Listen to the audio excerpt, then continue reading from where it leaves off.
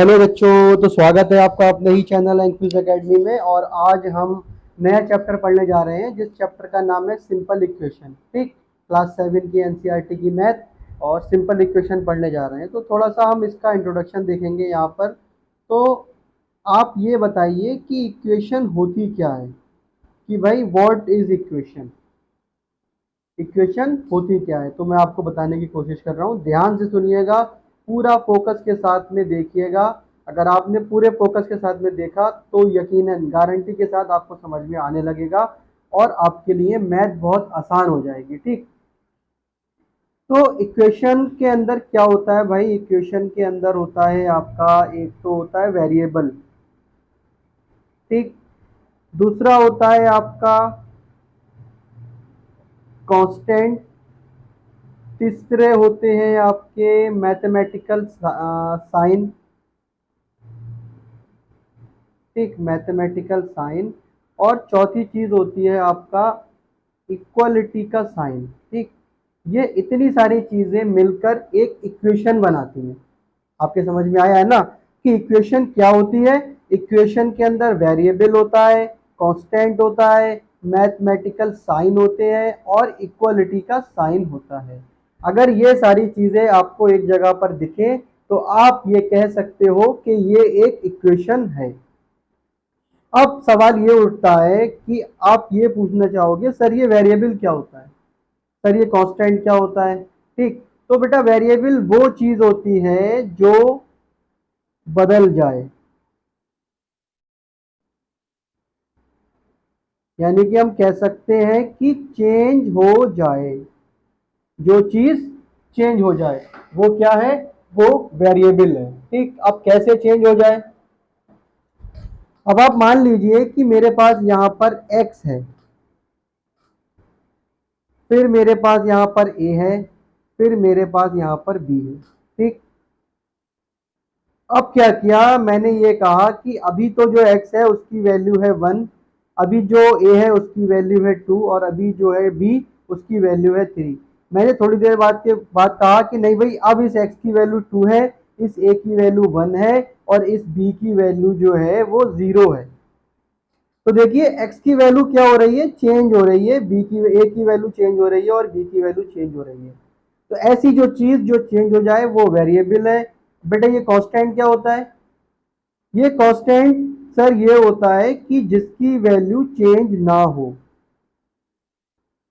जिसकी value change ना हो। अगर मैंने अभी 5 लिख दिया तो ये अभी भी 5 है, सुबह को भी 5 होगा और रात को भी 5 होगा, ये वैल्यू इसकी बदलेगी नहीं। तो इसलिए ये क्या है, ये कांस्टेंट है। ठीक, मैथमेटिकल साइन आपको पता है, प्लस, माइनस, मल्टीप्लाई और डिवाइड। एक चीज मैं आपको और बता देता हूं कि अगर मैंने यहाँ पर ऐसा कुछ लिखा है 5 और x, तो इस 5 और इस x के बीच में हमेशा मल्टीप्लाई का साइन होता है। ठीक, ये बात याद रखिएगा, छोटी सी बात है लेकिन बहुत काम की बात है। और इक्वलिटी का साइन तो आपको सबको पता होगा, ये क्या है, ये इक्वलिटी का साइन है। तो अगर ये सारी चीजें आपको एक जगह पर दिख जाएं तो वो क्या है, वो आपकी इक्वेशन है। जैसे मैं आपको एक एग्जांपल बता रहा हूं, एग्जांपल मैंने लिखा 5x प्लस के 3 इक्वल टू 4। ठीक, देख लीजिए भाई, ये क्या है, ये मेरा एक कांस्टेंट है, ये सर एक वेरिएबल है, ये मैथमेटिकल साइन है,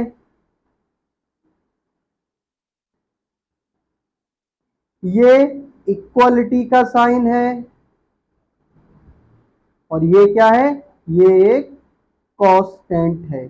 इस 5 और इस x के बीच में काय का निशान है, इस 5 और इस x के बीच में मल्टीप्लाई का निशान है। तो ये क्या है, मेरा इक्वलिटी का साइन है।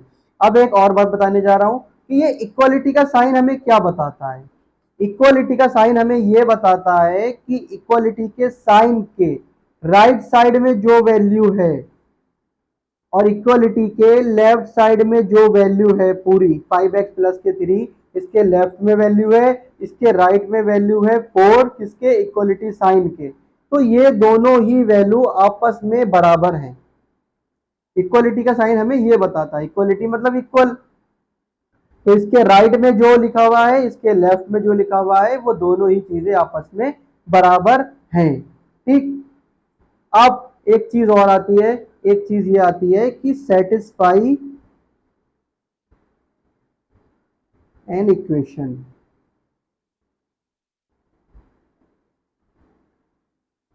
सेटिस्फाई एन इक्वेशन का मतलब ये होता है कि आपके पास कोई इक्वेशन आपके पास लिखी हुई है, आपको उसकी वैल्यू उस इक्वेशन के अंदर जो वेरिएबल आया है वहां पर वो वैल्यू रखकर उस इक्वेशन को सेटिस्फाई कराना है।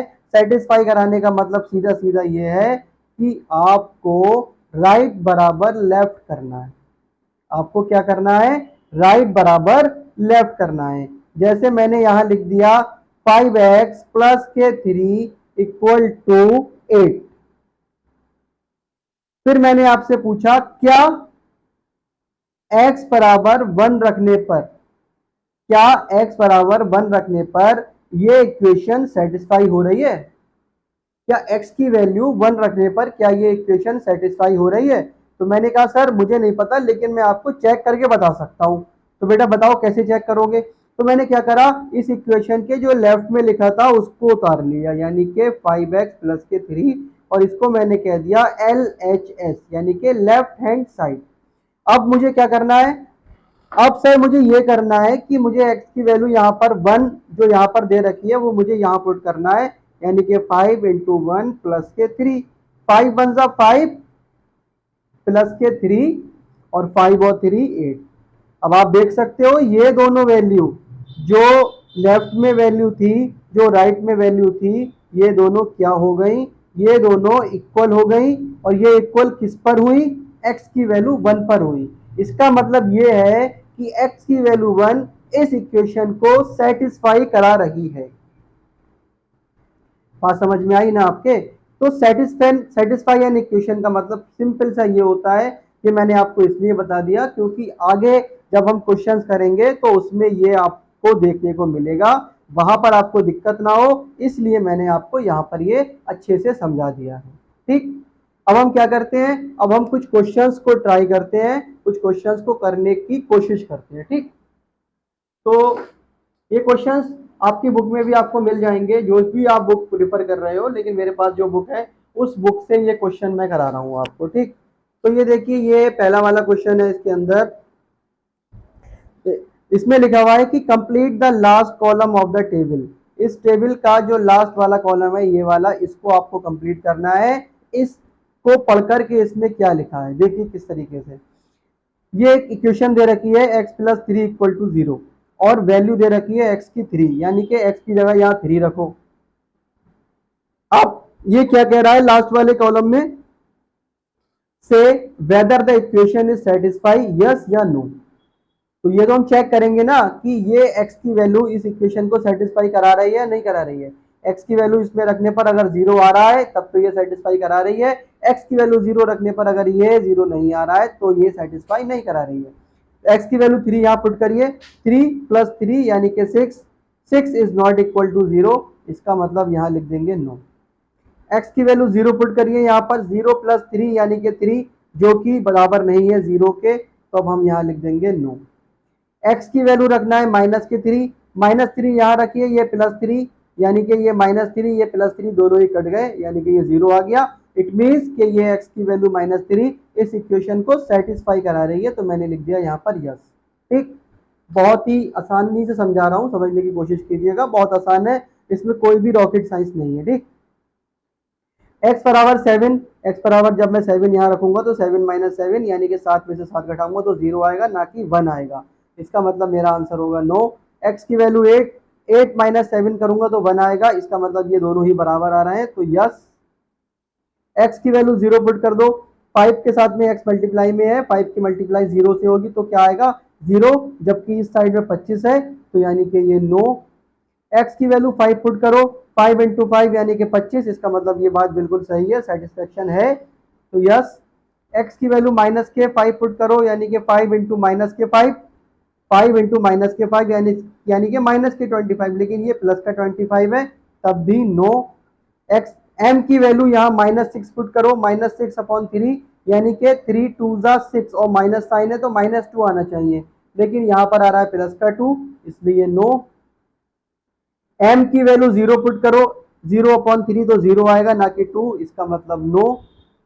m की वैल्यू 6 पुट करो, 6/3 यानी कि 3 2 6 यानी कि यहाँ पर भी 2 आ रहा है, तो ये यस। तो ये क्वेश्चन जो था मैंने आपको कंप्लीट कराया, ये कुछ इस तरीके से होना था। ठीक, अगला क्वेश्चन देखिए।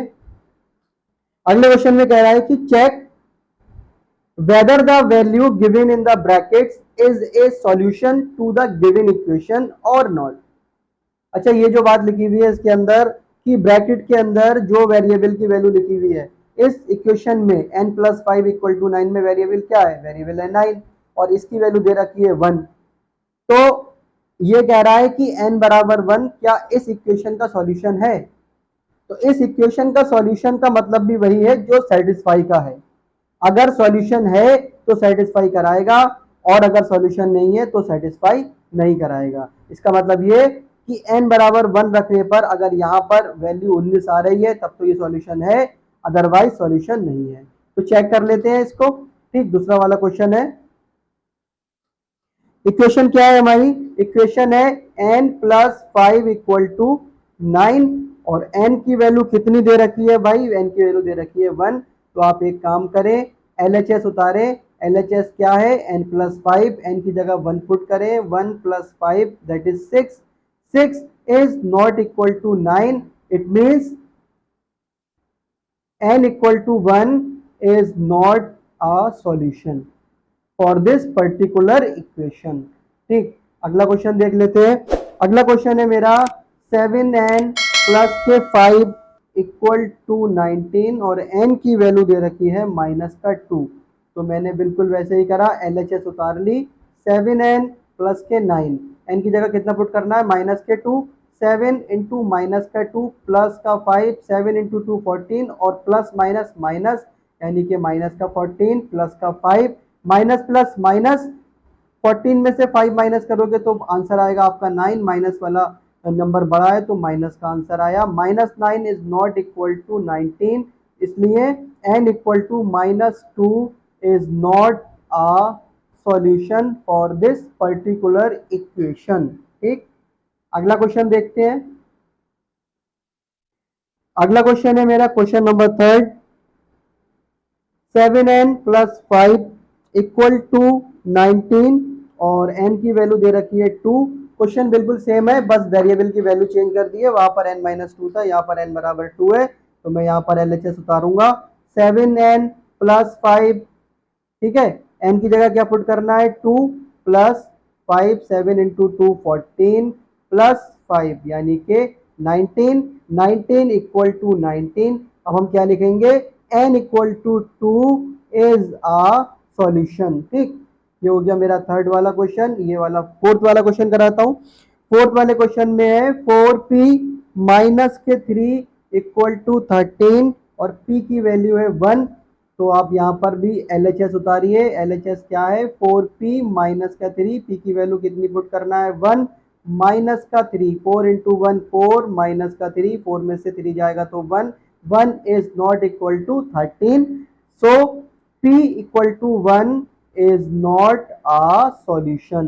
ठीक, अगला क्वेश्चन देखते हैं। बहुत आसान क्वेश्चन है भाई, बहुत आराम से समझिए, एक बार समझ में आ जाएगा तो आप आराम से कर पाओगे। ठीक, क्वेश्चन नंबर 5 क्या कह रहा है, क्वेश्चन नंबर 5 है मेरा 4p - 3 = 13, p की वैल्यू है -4। ठीक, क्वेश्चन सेम है, बस वेरिएबल की वैल्यू चेंज हो रही है।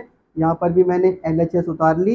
LHS क्या है, 4p - 3, p की वैल्यू क्या पुट करना है, -4, यानी कि 4 × -4 -3, 4 × 4 यानी कि हो गया मेरा 16, और प्लस माइनस माइनस का 16 -3, माइनस माइनस प्लस 16 और 3 -19, -19 is not equal to 13, it means कि p = -4 is not a solution.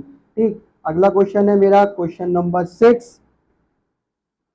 4p - 3, sorry 4p - 3 equal to 13 और p की वैल्यू है 0, तो इसमें भी वही करेंगे, LHS उतार लेंगे और LHS क्या है 4p माइनस का 3, p की जगह पुट करना है 0, यानी कि 4 into 0 minus 3, 4 into 0 0 minus 3 plus minus minus, ये बचेगा माइनस का 3, minus 3 is not equal to 13, so in this way p equal to 0 is not a solution.